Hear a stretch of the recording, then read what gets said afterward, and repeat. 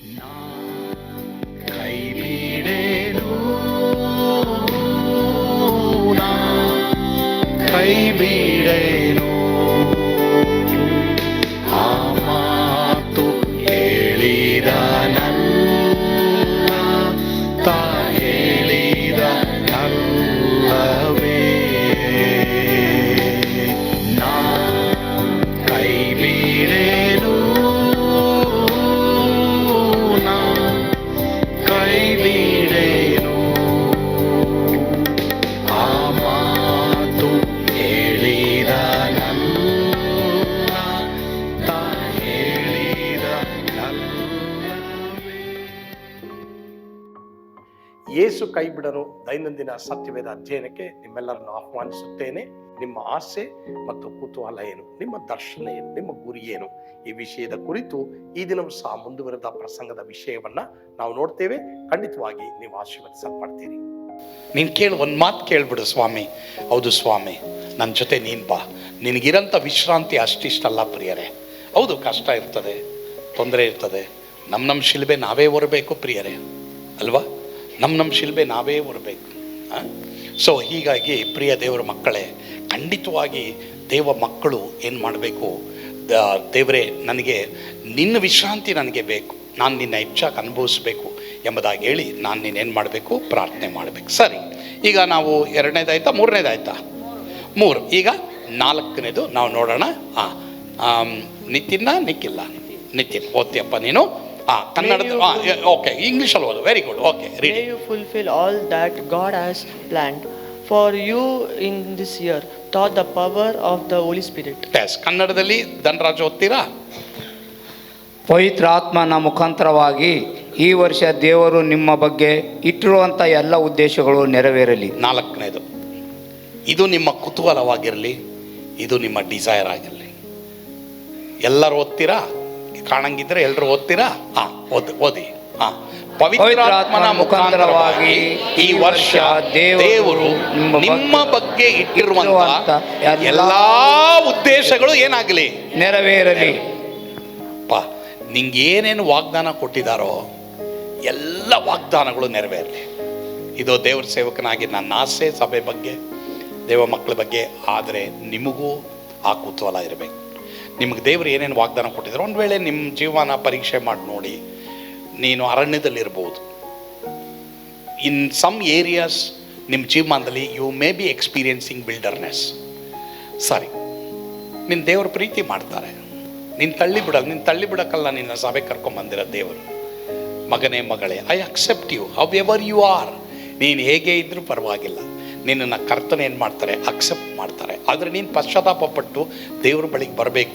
ನನಗೆ ಏನೇನು ವಾಗ್ದಾನ ಕೊಟ್ಟಿದೆಯೋ ದೇವರೇ, ಆ ಎಲ್ಲ ವಾಗ್ದಾನಗಳು ನನ್ನ ಜೀವನದಲ್ಲಿರಬೇಕು, ಎಲ್ಲ ವಾಗ್ದಾನ ದೇಶದಲ್ಲಿ ನಾನು ಇರಬೇಕು ದೇವರೇ ಎಂಬುದಾಗಿ ನೀವೇನು ಮಾಡಿ ದೇವರನ್ನು ಕೇಳಿ. ಇದಕ್ಕಾಗಿ ಒಂದು ವಾಕ್ಯ, ಆತನು ಇಸ್ರಾಯೇಲರಿಗೆ ಮಾಡಿದ ಅತಿ ಶ್ರೇಷ್ಠ ವಾಗ್ದಾನಗಳಲ್ಲಿ ಒಂದು ತಪ್ಪಿ ಹೋಗಲಿಲ್ಲ, ಎಲ್ಲ ನೆರವೇರಿತು.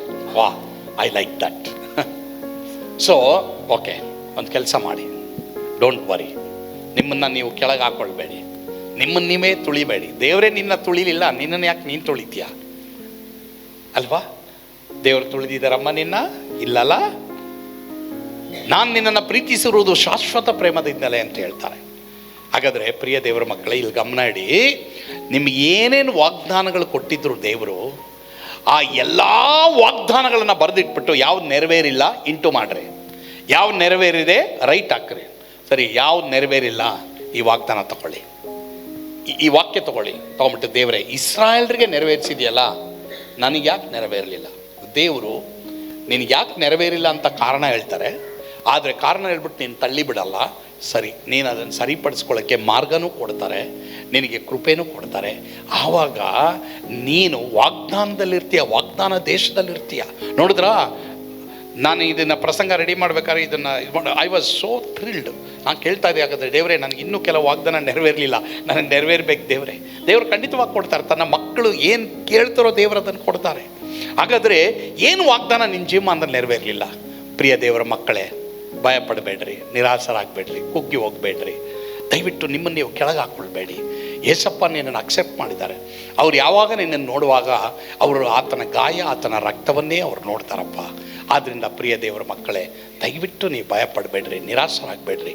ಖಂಡಿತವಾಗಿ ಆತನ ರಕ್ತವನ್ನು, ಆತನ ಗಾಯವನ್ನು ನೀವೇನು ಮಾಡಿರಿ, ನೆನೆಸ್ಕೊಳ್ರಿ.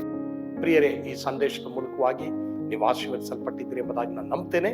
ಕರ್ತನು ಖಂಡಿತವಾಗಿ ನಿಮ್ಮ ಆಸೆಗಳು, ಉದ್ದೇಶಗಳನ್ನು ನೆರವೇರಿಸಲಿ. ಒಂದು ವೇಳೆ ಯಾರಾದರೂ ಹೊಸ ಕೆಲಸಕ್ಕೆ ಅಪ್ಲಿಕೇಶನ್ ಹಾಕಿದ್ದೀರಾ, ಇಂಟರ್ವ್ಯೂನಲ್ಲಿ ಪಾಸ್ ಆಗಬೇಕಾ, ಕರ್ತನು ನಿಮ್ಮನ್ನು ಆಶೀರ್ವಾದ ಮಾಡಲಿ. ಪ್ರಾರ್ಥನೆ ಮಾಡೋಣ. ಪರಮ ಪ್ರೀತಿಯುಳ್ಳ ತಂದೆ ಆದವರು, ನಿಮಗೆ ಸ್ತೋತ್ರ. ಈ ದಿನ ಈ ಸಂದೇಶದ ಮೂಲಕವಾಗಿ ಎಲ್ಲ ದೇವ ಮಕ್ಕಳು ಆಶೀರ್ವದಿಸಲ್ಪಟ್ಟಿದ್ದಾರೆ.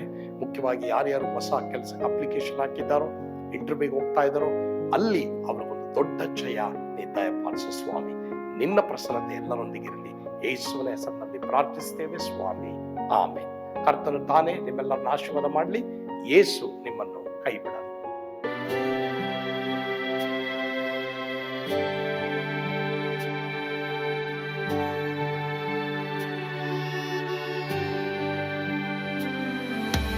ನಾನು ಪಾತ್ರದಲ್ಲಿ ಇರುವಾಗಲೂ ನೀನು ಭಯಪಟ್ಟು ಓಡಬಾರದು. ನನ್ನ ಮಾತನಂಬಿ ಸ್ಥಿರವಾಗಿರು.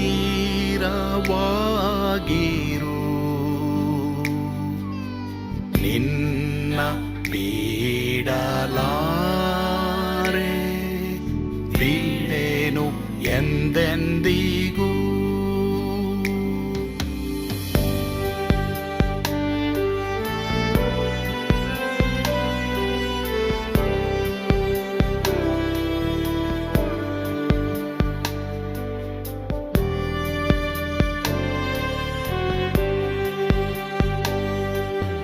ನಾ ಕೈ ಬಿಡೆನು, ಕೈ ಬಿಡೆನು. ಆ ಮಾತು ಹೇಳಿದನಲ್ಲ